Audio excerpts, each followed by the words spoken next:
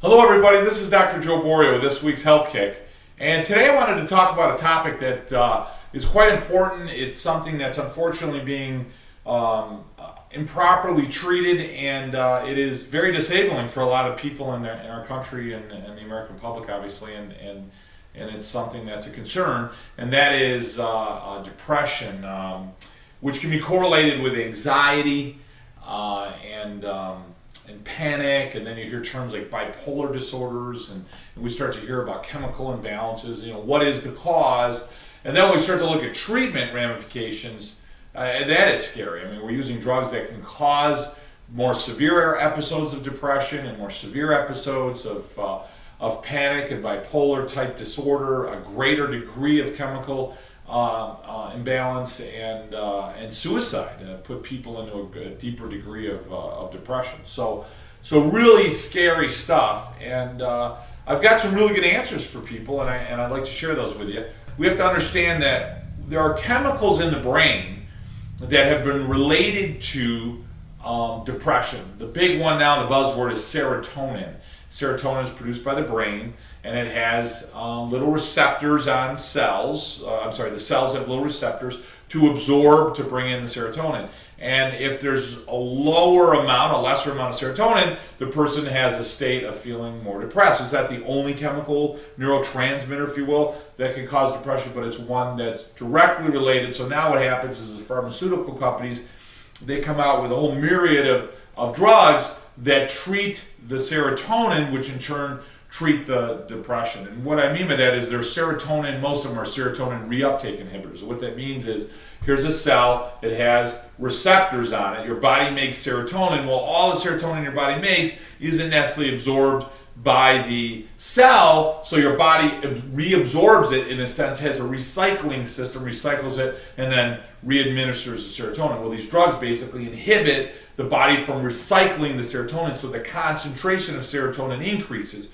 Well, what happens to that is your body says, I don't need a lot of receptors on my cell anymore, so the receptors shrink and change or lessen, and now I'm permanently dependent on the drug.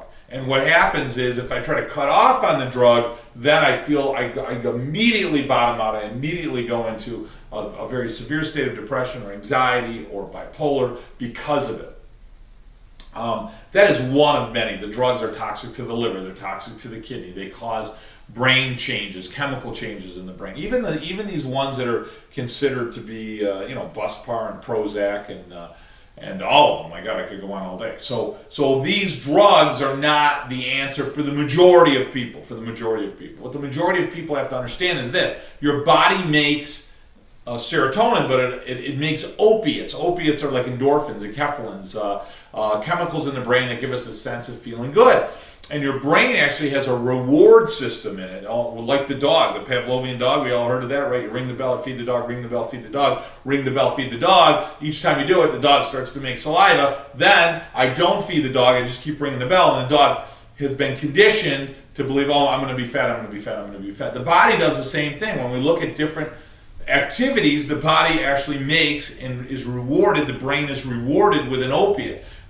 Food, for example, laughter, different types of activities, human behavior, sexual function, so forth, create these opiates. We hear about a runner's high, extreme amounts of energy, exercise and so forth, cause these runner's high. And as a result, the opiates give the person a sense of feeling good, and a sense of the brain feeling good, so the outlook and that so-called chemical imbalance is corrected. And now when we look at that, we look at all these new studies that are coming out, and they're showing, the Duke study is one, right? And then there's one out that was done, I think it was at Stanford. There's studies showing that, hey, if you move, exercise, if you go for a walk 30 minutes a day, okay, they showed that the people that exercised had a better correction, if that's the right word, or a better treatment of their depression than taking the drug, with no side effects. And just about everybody in the study benefited from the exercise, where not everybody benefits from the drug. So now you've got exercise that is now better than a drug all the way across the board. Why is that? Well, that's because the movement of the spine and stimulation of the nervous system. Okay, so think of your brain and spinal cord as a whole bunch of circuitry, like electrical wires. Okay, and when you move them, they start to spark or fire, if I could say it that way. Okay, and they're creating and generating like sparks and fire. Like think of Tesla, right? Creating sparks and fire, like one of those globes where you touch it and it's got all the electrical activity that goes through it, right? High voltage tubes.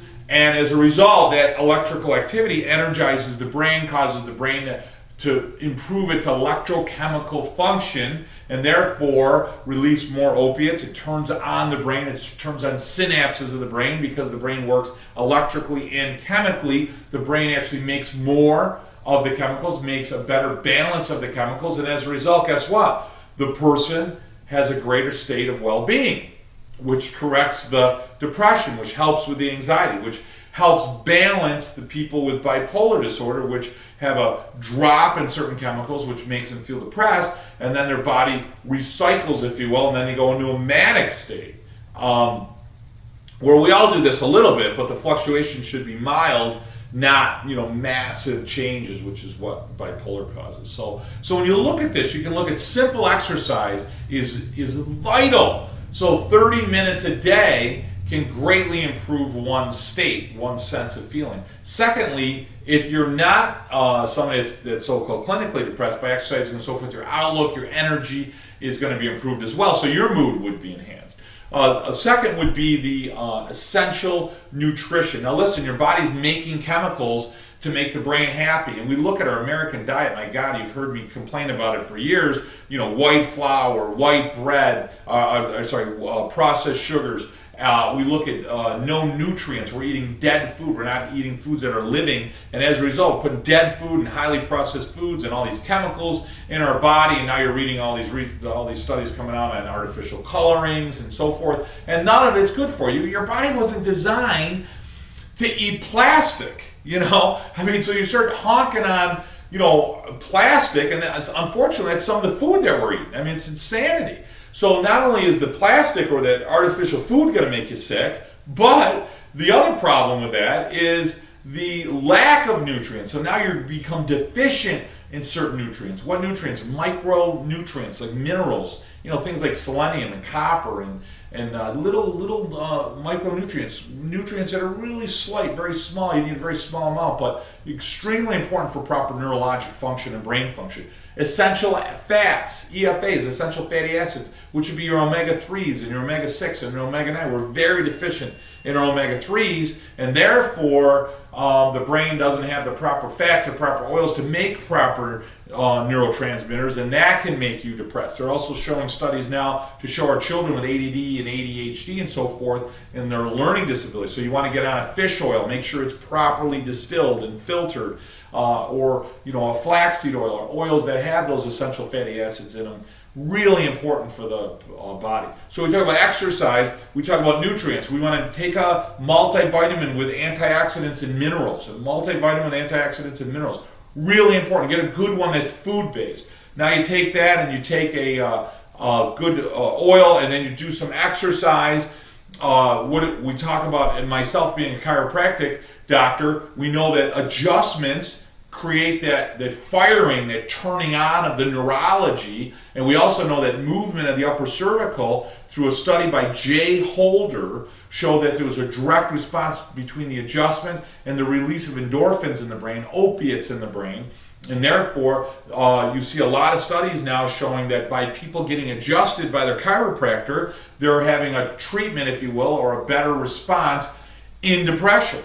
How does that work? It's through a direct response of adjusting the nervous system and removing interference, removing the loss of flow, taking a rheostat, a dimmer switch, and turning it on. And boy, you get all that energy, all that electrical energy, all that information that your brain and body are trying to communicate to each other. That helps. Now, the other one is important, is proper positive thinking. Now, that word has been so overused, or those words, that, think happy. That's really not what it means, yet that's exactly what it means. And what I mean by that is, it's very difficult for someone to say, hey, you guys, think more positively. It's not really constructive when you say that. So what does positive thinking mean? What positive thinking means is take a few things, what I would tell you, take 3 things that you're grateful for. I'm grateful for my kids. I'm grateful for my health. I'm grateful for my home. I'm grateful for my family. I'm grateful for a job that I love. I'm grateful to have people in my life that are really important to me, that support me. I'm grateful for, my God, anything, to be safe, for the village and town that we live in. I mean, my gosh, there's so many things to be grateful for. You know, you can go on all day. Just pick 3 things that are really close to you. Read those over. Read those over. My God, there was just some tornadoes that were just devastating in the Midwest. You look at these major hurricanes. You look at these major tidal waves that have just wiped out different shorelines of countries. You look at the just absolute massive death and devastation and realize, wow, how fortunate are we? It puts it in perspective. Myself as a doctor, I see people that come down with different types of cancers and pneumonias and different types of traumas and heart diseases and things that they don't take care of, and they die and they become very diseased and disabled. And you know, you look at that and you realize how grateful you are that for your children's health and your health and so forth. So not to go on about that, but pick on 3 things. Pick up 3 things that you're grateful for. Pick up some photographs of goals or places that you want to be, things that make you happy. Maybe it's not even a trip. Maybe it was a trip that you took that was really enjoyable for you. Maybe it was a book that you read. Maybe it was just a photograph of a landscape or a mountain or something that really makes you feel connected to, if you will, the universe or nature or God or whatever your internal drive is. Connect yourself to that. Carry it with you. You can do it all on phones now and so forth. And then just look at that every day. See, when I make you laugh, if I say something funny, which I can't think of anything funny right now, but if I said something really funny, right? What did one casket say to the other? Is that you coughing? Okay, I love that little joke. Learned it from a kid. Yes, it's an elementary joke, but it's funny. That if I say things that are funny, watching things that are funny, taking a deep breath. Don't take yourself so seriously. Don't take life so seriously. Enjoy it. Laugh. Enjoy. That joy that you can get from simple things, that changes your chemistry. So if you start laughing, your brain chemistry changes. Yeah, serotonin, but different neurotransmitters are made. It makes your brain happier. So we've got exercise, vitally important, 15 to 30 minutes a day. We've got essential fats that are extremely important. We've got chiropractic adjustments. Everyone should be seeing a chiropractor. It's not do you see a chiropractor, it's who's your chiropractor. Make sure you're going to a really health-oriented, vitalistic chiropractor. You want to be doing that, and you want to be thinking those positive images. Sleeping properly, drinking enough water. All the things that I say to you at the end of these health kicks, right, are so vitally important, and they help to treat, eliminate, prevent any type of depressive episodes. They need to be done consistently. We get so hung up on intensity, we forgot how important consistency is. So what the heck does that mean? That means, we want to go to the gym and work out really hard, but listen, one gym or 1 week in the gym hard isn't going to make that big of a change in your life. Going in there less intense, but doing consistently for a year, man, that's going to make some massive changes in your health. That's the stuff I'm talking about. Guys, we're out of time. I love the input I get from all over the country. I would love for those people that are close that find our health kicks informative and inspirational. I'd love to have you part of our practice. We'd certainly love to have you call the office for you and your children and your grandkids and your uncles and aunts and cousins and all those wonderful people in your life. Have them come into the office and really become part of our family, become a member of our practice. We would love to serve you and your family with healthy care, wellness care. We got all this disease care out there. Come on in our office, share some time with us under our roof, and really enjoy some wellness care. Guys, this has been Dr. Joe Borio with this week's Health Kick. Remember to eat well, exercise, drink a lot of water, right? Good, proper nutrition, good night's sleep. And remember, you, your mother, your father, your uncle, your aunt, your cousin, everyone you know, you gotta go to a chiropractor and keep that nervous system healthy, keep that spine healthy. Have a great week. Enjoy time with your family and friends. I'll talk to you guys next week.